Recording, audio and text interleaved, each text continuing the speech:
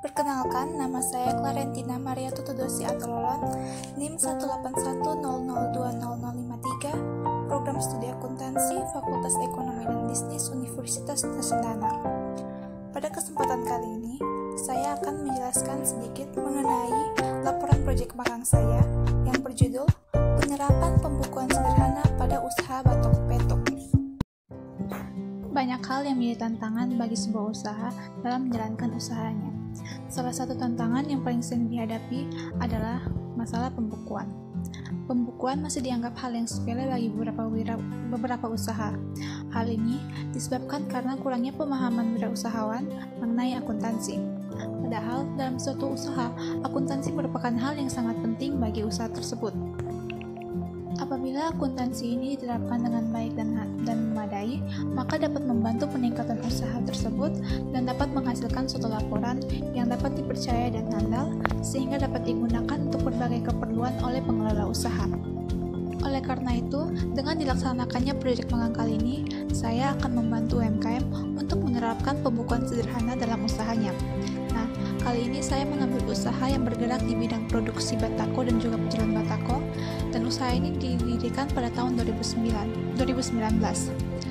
Usaha ini berlokasi di Petok 2, Kecamatan Maulava, Kota Kupang.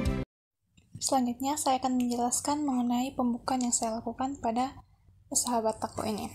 Nah, yang pertama saya lakukan adalah membuat inventarisasi aset. Nah, di sini terdapat yang pertama lahan dengan harga sewa selama 5 tahun sebesar 10 juta dan mes kerja sebesar 7.500.000. Jadi totalnya 17.500.000 rupiah. Nah, selanjutnya peralatan dan mesin. Di sini yang pertama terdapat mesin pres batako yang berjumlah 1 buah, kondisinya baik, seharga 11.500.000 rupiah.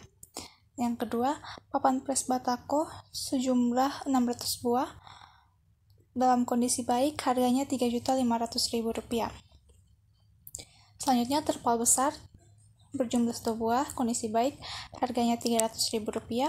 Terpal kecil sebanyak 3 buah, kondisinya baik, seharga 450.000 rupiah. Terus skop sebanyak 5 buah, seharga 500.000, dan gerobak pasir sebanyak 1 buah, seharga 450.000 rupiah. Jadi totalnya 16.700.000 rupiah. Nah, selanjutnya yang saya lakukan adalah inventarisasi persediaan usaha batako.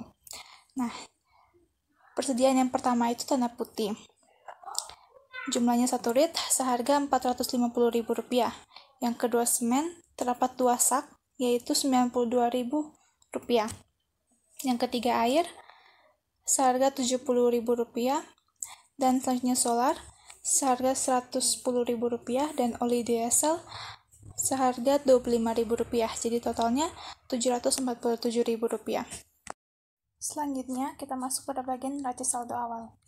Nah, di neraca saldo awal ini terdapat kas sebesar 1.500.000 di bagian debit, tanah atau lahan sebesar 10 juta rupiah di bagian debit, mes kerja sebesar 7.500.000 di bagian debit, persediaan di bagian sebesar 747.000 di bagian debit, mesin pres batako sebesar 11.500.000 di bagian debit, papan pres batako sebesar 3.500.000 di bagian debit, peralatan sebesar 1.700.000 di bagian debit, akumulasi penyusutan kerja sebesar 750 di bagian kredit.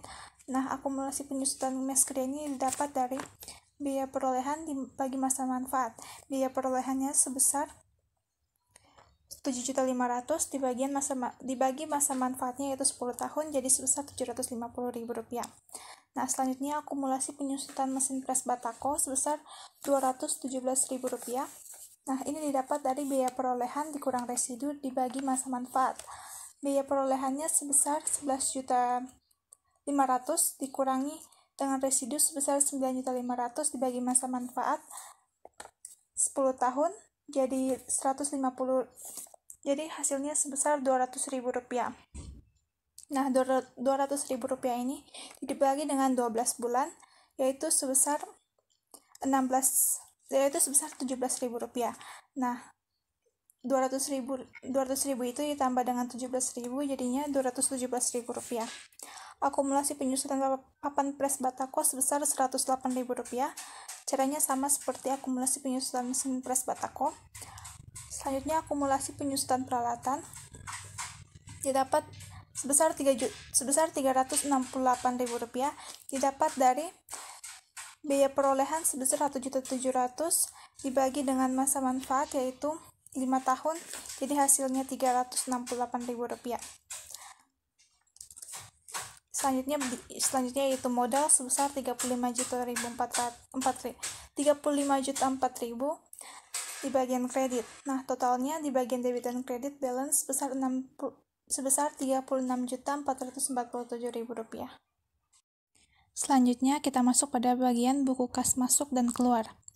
Nah, di sini saya mengambil periode Januari 2021. Di bagian pertama terdapat saldo awal sebesar Rp36.447.000 di bagian pemasukan. Nah, kita taruh juga di bagian saldo sebesar Rp36.447.000.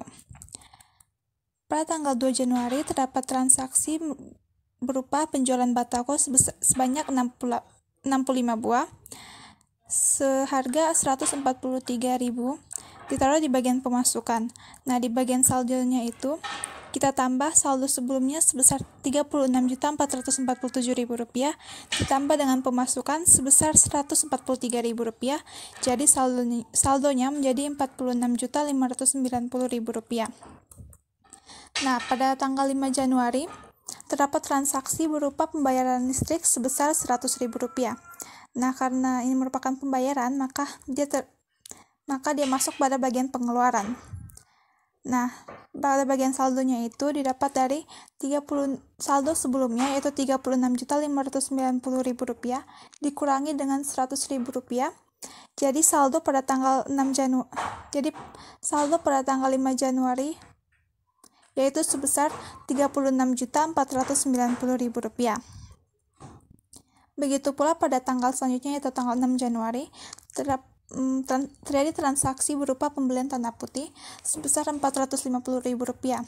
Jadi, pada bagian saldonya itu didapat dari saldo sebelumnya pada tanggal 5 Januari sebesar Rp36.490.000 dikurangi dengan pengeluaran pembelian tanah putih sebesar Rp450.000. Jadi, saldo pada tanggal 6 Januari itu sama dengan Rp36.040.000.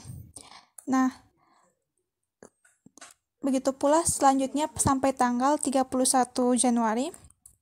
Jadi jumlah pemasukan pada periode Januari 2021 yaitu Rp42.562.500. Pada bagian pengeluaran sebesar Rp6.093.000 dan pada bagian saldo sebesar Rp36.469.500. Selanjutnya, saya akan menjelaskan mengenai laporan laba rugi per 31 Januari 2021. Pertama, bagian pendapatan, yaitu penjualan sebesar Rp6.115.500. Laba kotor sebesar Rp6.115.500. Beban berupa beban gaji sebesar Rp1.893.000. Beban listrik sebesar